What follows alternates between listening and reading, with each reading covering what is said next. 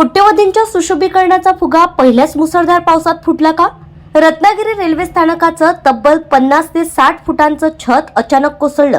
सुदैवाने प्रवासी त्या ठिकाणी नसल्याने मोठी जीवितहानी टळली. पण या घटनेला जबाबदार कोण? नमस्कार, तुम्ही पाहत आहात महाराष्ट्र कनेक्ट न्यूज.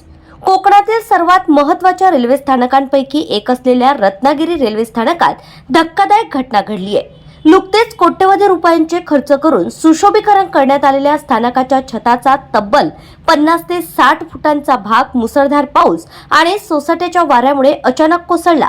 सुदैवाने त्यावेळी त्या ठिकाणी प्रवाशांची गर्दी नसल्यानं मोठी दुर्घटना टळली आहे. सध्या कोकणात मुसळधार पावसाने जोर धरलाय. या पावसाचा मोठा फटका रत्नागिरी रेल्वे स्थानकाला बसला. नेहमीच प्रवाशांची गजबजलेल्या स्थानकाच्या मुख्य छताचा मोठा भाग अचानक कोसळल्याने काही काळ भीती आणि गोंधळाचं वातावरण निर्माण झालं. रत्नागिरी रेल्वे स्थानक हे कोकण रेल्वेवरील अत्यंत महत्त्वाचं स्थानक मानलं जातं.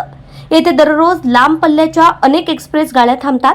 काही दिवसांपूर्वीच या स्थानकाचे आकर्षक सुशोभीकरण करण्यात आलं होतं. मात्र पहिल्याच मोठ्या पावसात छताचा मोठा भाग कोसळल्यानं या कामाच्या गुणवत्तेवर गंभीर प्रश्नचिन्ह उपस्थित झाले आहेत.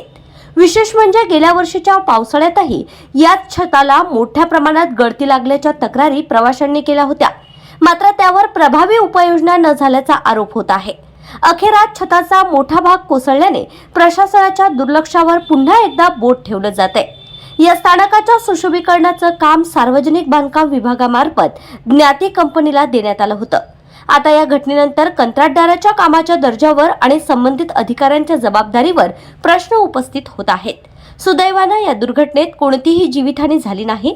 मात्र जर याच वेळी त्या ठिकाणी प्रवाशांची गर्दी असती तर मोठा अनर्थ घडू शकला असता. आता कोट्यवधी रुपये खर्च करून करण्यात आलेल्या कामाची चौकशी होणार का? दोषींवर कारवाई होणार का? आणि प्रवाशांच्या सुरक्षेची जबाबदारी नेमकी कोण घेणार?